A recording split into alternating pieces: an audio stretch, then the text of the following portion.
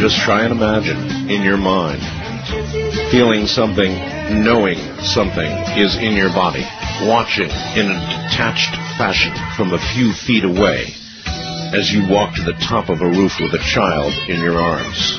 Just try and imagine that.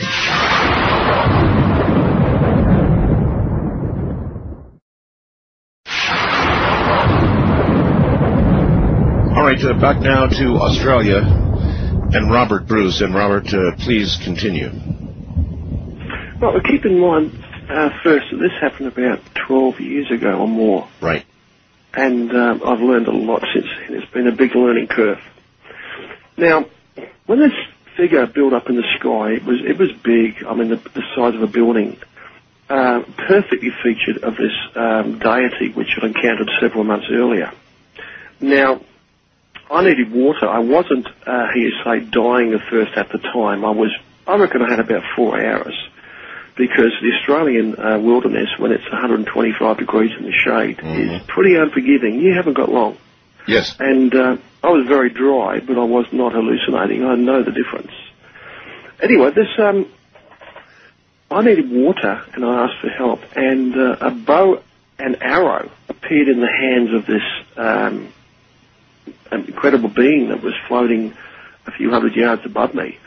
And it shot an arrow made of cloud very slowly out of this bow, and the arrow hung in the sky, and the head and shoulders disappeared. And I looked at the arrow. It was perfectly straight, had feathers, had the little triangular arrowhead on the end. It was perfect. And a little idea came to me, and I thought, I wonder. And I got my hand up there, and I drew a line down the arrow and followed it down into the valley. And about 2 miles below me to 3 miles below me in the valley, I looked carefully at the area it's pointing to, and I noticed a very, very faint green line amongst all the brown. To cut a long story short, I made it down the big hill I was on, and went to this place it was pointing to, and there was a tiny little stream there, about 2 feet across. It was so well hidden in dense undergrowth, I actually fell in it before I found it. Wow. Splash, and I found the water I needed. Now, there's more to it than that. It's not just that I found water. That was a very, very special place. Just beside it was a little spring, which was wider, where the water was flowing 2 directions, and the water was coming down the side of the hill and bubbling up there at that place. So it was a natural spring. And for the remainder of my time there, I'd been there a couple of days, I camped about 100 yards uphill of that, directly in line with it, maybe 80 yards, and made a little bush camp there and slept there for a few days. And that was the trick. I was sleeping over the top of a running water stream, and which has very, very strong positive energies.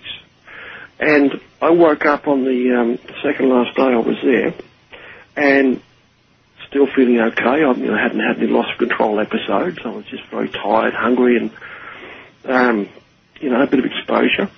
And it was about 5 a.m. and I started to walk down towards the stream to have a wash, and this thing that was in me left me.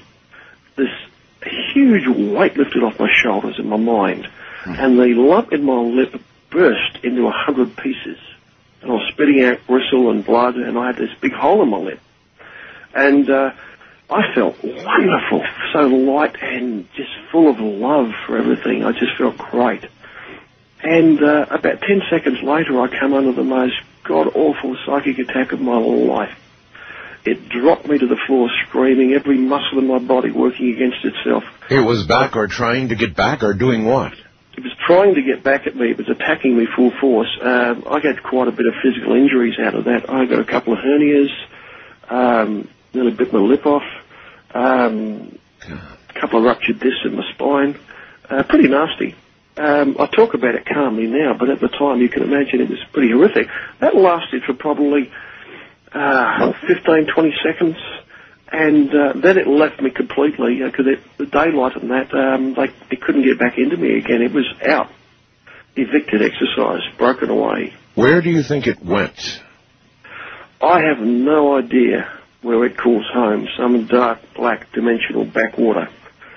I don't know where it went, but it was definitely thrown out of me, and I'd say severely damaged, drained of energy.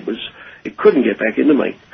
By the way, Robert, a lot of our top physicists, one of whom I'm due to interview again very shortly, Dr. Michio Kaku, has lectured in lectures constantly about other dimensions. Now, mainstream theoretical physics is beginning to really embrace the concept of multidimensional reality, as many as 11 or more dimensions. Do you believe that these entities, these life forces, or at one time life forces, or whatever they are at various levels, reside in what we could loosely call another dimension, or is it something separate from even that? Yes, I think there are lower dimensional levels, at the very negative levels where these things come from, which are they're below the normal spectrum of astral planes that you would normally project into, but they can, with an effort and with a reason, enter our realms and manifest here, even in the physical dimension. I've seen them physically manifest over the years. You have never taken any money for helping anybody? No, I've never been able to do that, Arnie. It would be like me taking money from my children for loving them. It's just so, I'm a very compassionate man, and I just can't bring myself to do it. All right. I'm beginning to get a lot of questions by computer, and from Alberta, Canada. How can Robert distinguish between demonic possession and psychiatric illness like schizophrenia and other psychoses? In other words, if you are in the presence of somebody displaying these remarkably similar maladies, can you distinguish, Robert, between the two? Yes, you can, but only for analysis. Very careful analysis of the case, the symptoms, what is happening to them, and you keep in mind there is always some kind of mental disturbance present. All parapsychologists know this.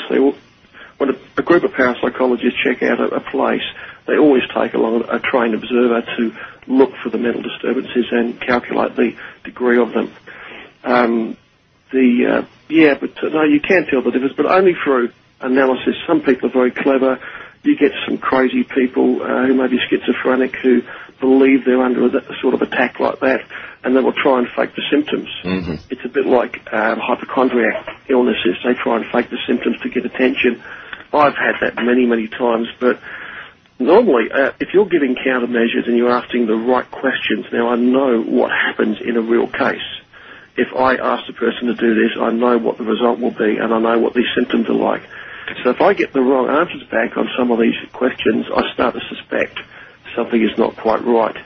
And some of the answers I get back are, you could get the condition out of a book somewhere. But there's a lot of things.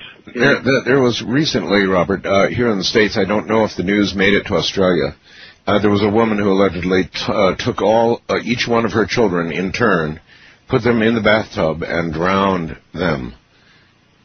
This is so horrific that it would seem to be a candidate possibly for something like this. It could be, yes. It would depend upon the case. You have to analyse it carefully. You cannot say carte blanche that everybody that does something like that is possessed. I mean, some people just go mad, and they do these terrible things for their own crazy reasons. There is a case for that. This must happen in a significant number of cases. Oh, Robert, let me ask you very quickly. You did consider suicide before you rid yourself of this.